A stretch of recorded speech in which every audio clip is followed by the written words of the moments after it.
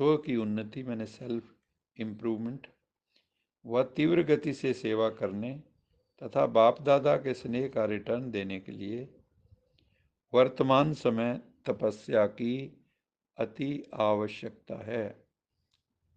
तपस्या का क्या मतलब होता है?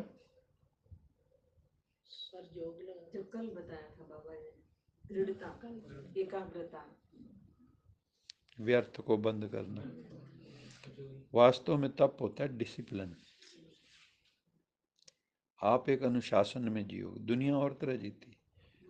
उनका जैसे आप सुबह मान लो उठते हो, आपका ब्राह्मण जीवन का अनुशासन है, योगी जीवन का अनुशासन, उनका भोगी जीवन है।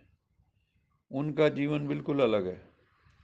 उनका जोमेटो वाला है, स्विगी वाला, ऐसा है। और आपका जो है बिल्कुल पवित्रता का जीवन है। तो उस योग का जीवन है। योग लगाना, ज्ञान की धारणाओं में चलना, ये सब तपस्या है दुनिया की दृष्टि से। दुनिया कुछ और कर रही है, आप कुछ और कर रहे हो। ऐसे ही आपका अनुशासन अलग है। अब जैसे मिलिट्री वाले हैं, वो हमारी तरह थोड़ी रहते हैं, गृहस्थियों की तरह या उनकी तरह। उनका डिसिप्लिन देखो जाके। बहुत ही अच्छे। तो जैसे उनका डिसिप्लिन है, उनके कमांडर्स हैं, उनको गाइड करते हैं, यस सर बोलते हैं वो। सर उनका रिगार्ड भी बहुत होता है हाँ, अपने और मोटिवेशन बहुत है बहनों के वहाँ। प्रति, उनका रिगार्ड डिफरेंट सबसे बड़ी होता बात ही है, रहता है। सबसे बड़ा मोटिवेशन दुनिया में अगर कोई है, वो है मिलिट्री। आपको इतना तैयार कर देते हैं मेंटली, आप देश के लिए कुर्बान हो जाते हैं और उसमें फख्र समझते हैं। वैसे किसी को कहो भी जान दे दे, देगा नहीं। लेकिन मिलिट्री वाले तैयार रहते हैं। अब देखो, चलो दूसरे देशों के साथ तो क्या बात करें। आप देखो कश्मीर में कितने मर गए होंगे, है ना? मिलिट्री वाले कितने मर गए, दूसरे पुलिस वाले कितने मर गए। तो ये उनका अलग डिसिप्लिन है, अनुशासन अलग है। सुबह उनके उठने का ढंग अलग है। उनका जो है खान पान, हर चीज़ एक पूरे अनुशासन में। ये नहीं जब जी चाहे जो मर्जी कर लो। हर चीज़ का टाइम फिक्स है। तो सब घर में आके भी नहीं बोलते अपने, हाँ, नहीं, वो तो होता ही है। चोट लगी हो कुछ हो तो भी नहीं बताए। खाने पीने का भी अपना वही टाइम हम्म चेंज हो जाए, टाइम टेबल तो फिक्स है। इसलिए मैं तो हमेशा और वो खाली नहीं बैठ स्कूल सकते, में हर बच्चे को मिलिट्री वो खुट खुट करते ही रहेंगे कोई ना कोई। मिलिट्री ट्रेनिंग बोलते हैं। आराम तो हराम है, हमारे को तो ये सिखाया गया है, आराम करना तो हराम है। बिल्कुल सही बोल। सही बात है। तो ब्राह्मणों का भी एक डिसिप्लिन है, उसमें जीना तपस्या है। तो बाबा कहता है कि उस डिसिप्लिन में जो पूरी तरह जिएंगे वो तपस्वी हैं। फिर बाप से बच्चों का प्यार है, लेकिन बाबा प्यार के रिटर्न स्वरूप में बच्चों को अपने समान देखना चाहते हैं कि मेरे बच्चे मेरे जैसे हो जाएं। समान बनने के लिए तपस्वी मूर्त बनो। इसके लिए अवन बाबा ने अब क्लियर किया कि तपस्वी मूर्त की निशानी क्या होगी। इसके लिए चारों ओर के किनारे छोड़ो। क्या समझे? चारों ओर के जहाँ जहाँ लगाव हैं आपके, चारों तरफ वो किनारे छोड़ो। जब हलवा बन जाता है तो किनारे छोड़ देता है। इसी तरह से जो योग में आप पक्के हो जाते हो तो दुनिया के किनारे सहारे छोड़ देते हो। एक उसी का सहारा, एक बल, एक भरोसा। एक का ही बल और एक का ही भरोसा, और किसी पे भरोसा नहीं, क्योंकि बाकी सब धोखा दे सकते हैं। विश्वास एक परमेश्वर पे। इसके लिए चारों ओर के किनारे छोड़ बेहद के वैरागी बनो। मैंने राग द्वेष खत्म हो जाए और आपका कहीं राग ना हो, मतलब चिपके हुए ना हो। अपनी चेतना को देखना है, मेरी चेतना जो है कहाँ कहाँ चिपकी हुई है। वो पता कब लगता है? जब योग में बैठते हैं। योग में बैठोगे तो बुद्धि जहाँ जहाँ जाएगी वो समझो आपकी खूंटियाँ हैं। ऐसे समझे? खूंटियों पे कपड़े टांग देते हैं ना जैसे, ऐसे ही आपकी चित्त की वृत्तियाँ वहाँ टंग जाती। समझ रहे हो? तो इसलिए अपनी चेतना को सब जगह से मुक्त करना है। किनारों को सहारा नहीं बनाओ। बाबा की बातें कमाल की होती हैं कई बार। किनारों को सहारा नहीं बनाओ। ये जो जितने हमारे सहारे हैं, हमने एक दूसरे को क्या बना रखा है? सहारा। सहारा सिर्फ एक। ये शास्त्रों ने सिद्ध कर दिया। सहारा द्रौपदी को किसका मिला फिर? जब बहुत संकट में आई तो भगवान का सहारा। तो बाबा ने यही कहा एक मुरली में कि बच्चे तुम अंत में मेरे पास आते हो, पहले ही आ जाओ तो क्या दिक्कत है अभी तुम्हें? शुरू में ही आ जाओ और योग के प्रयोग करो। उस बहाने तुम्हारा योग भी अच्छा हो जाएगा, शरीर भी स्वस्थ हो जाएगा और तुम्हारा जो है काम भी बन जाएगा जो तुम्हारे बुद्धि में है, तुम्हारी रक्षा भी हो जाएगी। तो पहले ही मेरे पास क्यों नहीं आ जाते? चलो मैं अगर नहीं करूँगा आपको गाइड कर दूंगा कि फलानी जगह चले जाओ, ऐसा नहीं।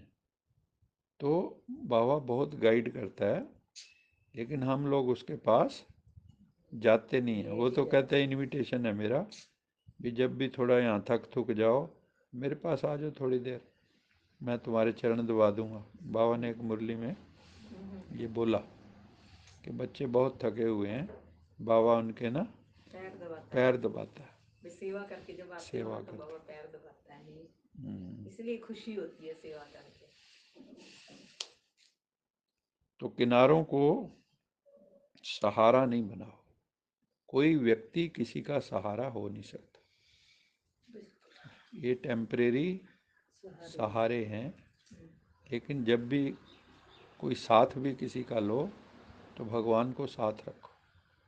असली सहारा, बड़ा सहारा कौन सा है? जब मान लो बहुत बड़ा एक्सीडेंट हो किसी का और वो बेहोश हो, वहाँ ले जाएं हॉस्पिटल में और डॉक्टर कह दें भी उम्मीद कम है, 50-50 है, तो फिर वो क्या बोलते हैं डॉक्टर खुद? मालिक से अरदास करो। अब उसको याद करो, वही बचा सकता है। हमने जो करना था कर दिया। तो कौन सा अंत में कौन सा सहारा फिर हुआ? परमात्मा का ही पकड़ा ना। वो मजबूरी का वो है, वहाँ हमने मजबूरी से भगवान को पकड़ा। तो बाबा कहता है मजबूरी से नहीं, मजबूती से पकड़ो मुझे और मोहब्बत से पकड़ो। भगवान को हमने मजबूरी से नहीं पकड़ना है, मोहब्बत से पकड़ना है और मजबूती से पकड़ना है। तब जो है वो साथ देता है। नहीं तो वो कहता है ठीक है। जैसे होता है ना, माँ बाप, कई बच्चे कमाने लगते हैं, खाने लगते हैं, वो कहते हैं यार ठीक है, अपना कमा रहे हैं, खा रहे हैं, बढ़िया है ना। तो माँ बाप जैसे, और एक होता है जो माँ बाप के साथ ही रहता है, उनकी सेवा करता है, सब कुछ करता है, तो माँ बाप का उसके प्रति विशेष सहारा वो होता है, प्यार भी ज़्यादा होगा उससे भी, ये हमारी करता है, कुछ ध्यान रखता है। आज का स्लोगन है शीतल बन, दूसरों को शीतल दृष्टि से निहाल करने वाले शीतल योगी भव। शीतल की याद में कौन सा है? शीतला देवी। शीतल की याद में कौन सा है? शीतला देवी। तो हमें भी क्या बनना है? शीतला देवी, शीतला देवता। यही समझे? शीतल बन के दूसरों को शीतल दृष्टि से निहाल करने। आपकी आंखों से जो दृष्टि हो वो भी ठंडक डालने वाली हो। ये दृष्टि भी कई तरह की होती है ना। ये दृष्टि एक नज़र से निहाल करती है तो एक नज़र से बेहाल भी करती है। नहीं समझे? बेहाल करने वाली होती है। सारा खेल जो है, आप अपने किसी को देखते हो तो कहाँ से पहले देखते हो? नज़र से। आत्मा के सबसे नज़दीक कौन सा है? आंखें। तो सबसे पहले आत्मा में जो भी चलता है तो कहाँ से दिखता है? आंखों से। इसलिए बाबा ने कहा कि तुम्हारी जो दृष्टि है और दृष्टि भीतर की है, आंखें तो वाहक हैं लेकिन दृष्टि भीतर की है। शीतला किसको बनना है? आत्मा को। जब आत्मा शीतल हो जाएगी, इंद्रियां शीतल हो जाएंगी, इंद्रियों में उत्तेजना खत्म हो जाएगी, इंद्रियां वश में हो जाएंगी, तो आपकी शीतल दृष्टि होगी, जिसको भी देखोगे उसमें भी शीतलता का, ठंडक का संचार होगा, शांत हो जाएगी वो आत्मा।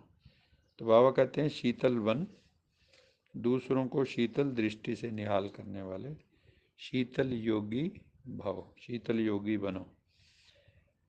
अच्छा, मीठे मीठे सिकिलदे बच्चों प्रति माता पिता बाप दादा का याद प्यार, गुड मॉर्निंग गुड नाइट, रूहानी बाप की रूहानी बच्चों को नमस्ते। हम रूहानी बच्चों की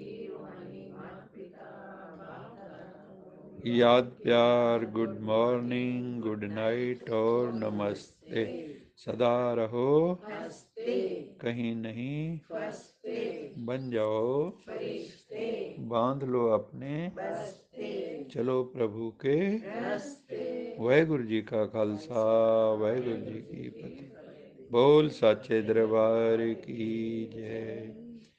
लोका समस्ता सुखिनो भवन्तु, लोका समस्ता सुखिनो भवन्तु, लोका समस्ता सुखिनो भवन्तु।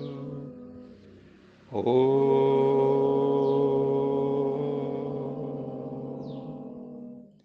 शांति शांति शांति।